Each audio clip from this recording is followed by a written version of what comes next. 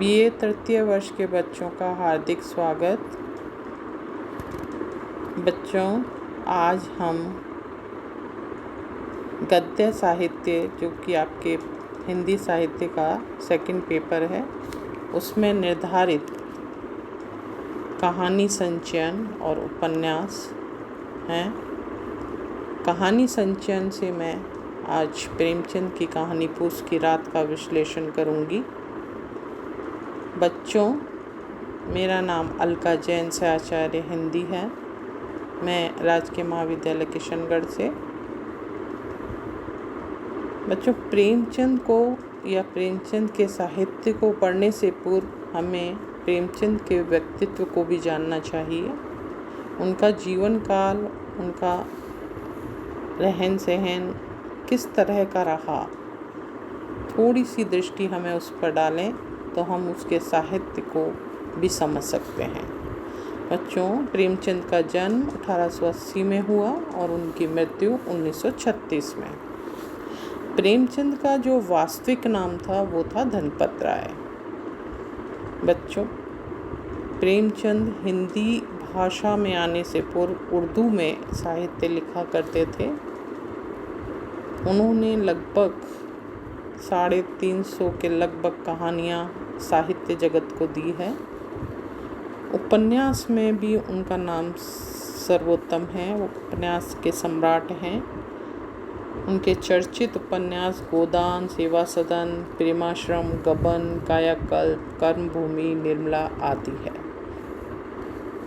जिसमें उनकी जो लेखन कला है वो बहुत ही प्रौढ़ता के साथ झलकती है।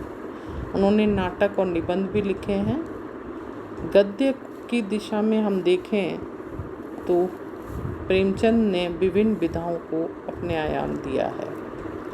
प्रेमचंद के कथा साहित्य के में देखें तो उनका प्रमुख स्वर समाज सुधार का रहा। उन्होंने समाज की कुरीतियों को और राजनीतिक उथल पुथल को, किसानों की दयनीय दशा, सामाजिक रूढ़ियों के बंधन और तड़पती हुई नारी की वेदना का बहुत ही मार्मिक चित्रण अपने साहित्य में किया।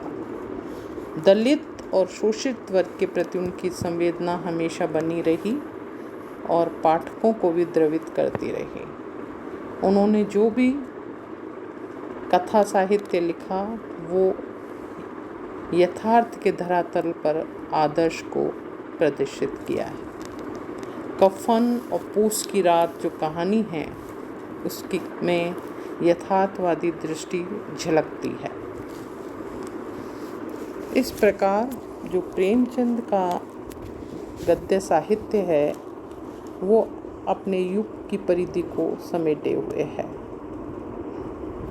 बच्चों, 20वीं शताब्दी में, जैसा कि मैंने पूर्व में भी बताया, करीब उन्होंने 300-350 कहानियाँ लिखी थीं, जो कहानी कला के तत्व की दृष्टि से भी जो है उत्तम दृष्टिगोचर होती है। उन्होंने भारतीय ग्रामीण जीवन और उनके विविध रूपों को कथा साहित्य में अभिव्यक्त किया। कहानी में भी उन्होंने इन मानवीय आदर्शों का चित्रण किया और आदर्शोन्मुख यथार्थवादी भावनाओं की भी अभिव्यक्ति दी।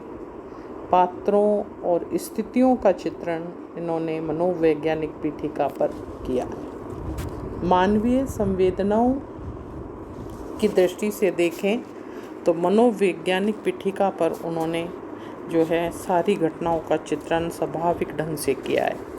सामाजिक कुरीतियों पर प्रहार करते हुए उन्होंने सारे जगत को चेतित कर दिया था। जीवन की व्यापकता की अभिव्यक्ति है। इतना ही नहीं, उनकी कहानियों में लोक जीवन के चित्र हैं और सुधारवादी दृष्टिकोण भी है। कुल मिलाकर देखें तो प्रेमचंद ने ग्रामीण जीवन को अपनी कहानी में एक सशक्त स्वरूप दिया था और उसमें उनकी समस्याओं का चित्रण भी एकदम सजीव ढंग से किया था। पूस की रात भी जो कहानी है वो इसी यथार्थवादी भूमिका पर लिखी गई है। इसमें एक गरीब जो किसान है उसकी ज़िंदगी की तड़प पीड़ा और कसक को अभिव्यक्ति मिली है। इनके मनोवैज्ञानिक मनोभावनाओं को सार्थक ढंग से प्रस्तुत भी किया है। इस प्रकार हम देखें तो पूस की रात कहानी जो है वो